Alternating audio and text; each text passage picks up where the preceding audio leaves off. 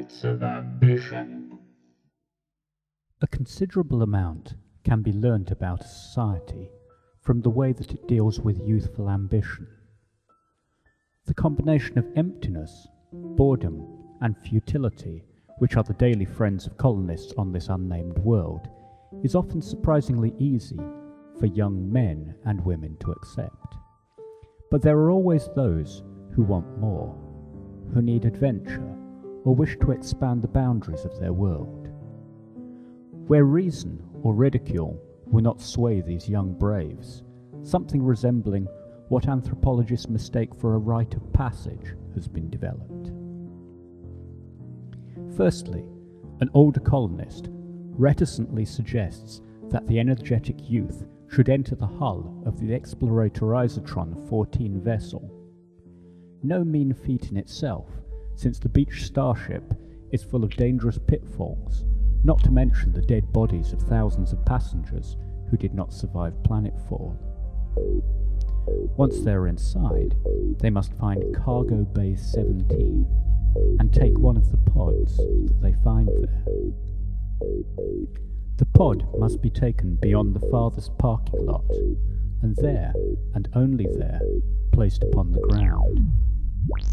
Whatever marvels our youthful adventurer might see when they have carried out these instructions, they must walk away and not look back. This final instruction, it is emphasized, is the most important. The pods themselves are compressed spheres, dull grey in colour. They are enormously heavy, considering that they are only about the size of a head.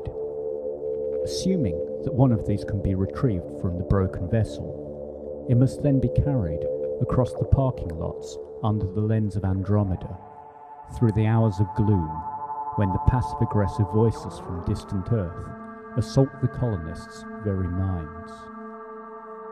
It must be carried past the farthest geodesic dome to the tracts of uncultivated dusty plain beyond. There they must place the pod upon the receiving Earth. What happens when the pod is placed upon the ground is this. It will unfurl and expand at a frightening rate with a pyrotechnic display of light and sound. Many pilgrims have been smashed by the violent mechanisms as they are caught hypnotized by the spectacle. Finally, when the geodesic has opened itself to its full size, pulsing with rainbow light and promising the finest in 3D blockbuster entertainment, it is then that the young adventurer is in their moment of greatest danger. If they stay here and watch the all-encompassing spectacle, they shall be mesmerized by its meaningless narratives, its violent action, its beautiful women and men, and its deeply felt sense of moral purpose. They shall never leave, and shall most likely starve, with a ridiculous grin on their face, tears rolling down their cheeks, and the most embarrassingly trite sentiments on their lips. In most cases, this ordeal is enough to send any ambitious youth back to an aimless life of drifting, if not with enthusiasm, at least with a dogged acceptance. Once or twice, it has happened that a youth has managed to escape the 3D blockbuster spectacle and has returned to the dusty parking lots with a heart full of generosity, a head full of ideas, and an evangelical zeal for high production values and meaningful narratives that we can all learn from. Here, it has been considered prudent, nay vital, to drive them off by throwing stones at them until they go away. Once a new geodesic has been established, it must be left for a period of roughly a year. After this time, its systems will fail, under an inbuilt obsolescence that was always its gaudy fate.